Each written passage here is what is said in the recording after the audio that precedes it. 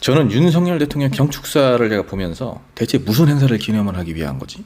이분이 무슨 얘기를 하고 싶은 거지? 그런 생각이 들었습니다. 광복절 경축식이잖아요. 우리가 일본의 포갑 그리고 강제 점령으로부터 해방된 날을 기념하기 위한 경축식인데 일본 관련된 언급은 하나도 없고, 여러분 여전히 일본은 심사참배하고 있고 독도가 자기네 땅이라고 우기고 있고 강제동원 관련된 흔적들 다 지우고 있고 오염수 방류하고, 일본 전범 기업들은 우리 강제동원 희생자들에게 제대로 된 배상도 제대로 된 사과도 하지 않고 있는 이런 상황 속에서 광복절 경축사에 북한 얘기를 왜 이렇게 집어넣는 겁니까? 우리 국민 소득이 일본을 넘어섰다 그래서 자신감에 일본 과거사에 대해서 언급을 하지 않았다?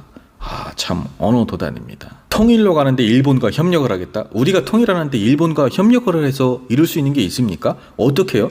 윤석열 정권이 생각하는 통일 전략이 뭡니까? 없어요. 전략도 제가 봤을 때는. 이게 너무 어이가 없는 거예요. 윤석열 정권 들어온 이후에 남북관계가 더 냉전이 됐고 지금 계속해서 군사적 긴장감만 올라가고 있는데 우리가 어떻게 적극적으로 그리고 우리가 어떻게 선제적으로 통일을 이끌어 나갈 수가 있겠습니까? 언제 어느 때 전쟁이 날지도 모르는 그런 상황인데 북한과 아예 대화 자체도 안 하고 계속 싸우고만 있는데 뜬금없이 그것도 광복절 기념식에 무슨 통일 전략을 발표를 합니까?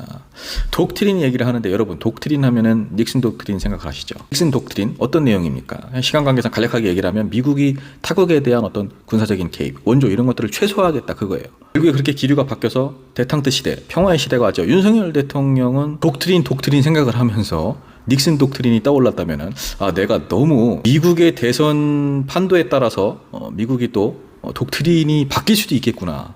그렇게 되면은 우리가 또 손해를 볼 수도 있으니까 이 외교도 정말 너무 편향적으로 하지 말고 중국과 러시아와 너무 대놓고 척을 지는 그런 행위는 하지 말아야 되겠다. 이런 어떤 전략 전술이 좀 떠올라야 되는데 그게 떠올랐겠습니까? 윤석열 대통령이 안 떠올랐겠죠? 닉슨 독트린으로 인해서 박정희 정권 때는 7.4 남북 공동성명이 나왔습니다. 윤석열 정권 때는 뭐가 나오겠습니까? 윤석열 대통령의 8.15 남북 통일 독트린 기대도 안 합니다. 저는.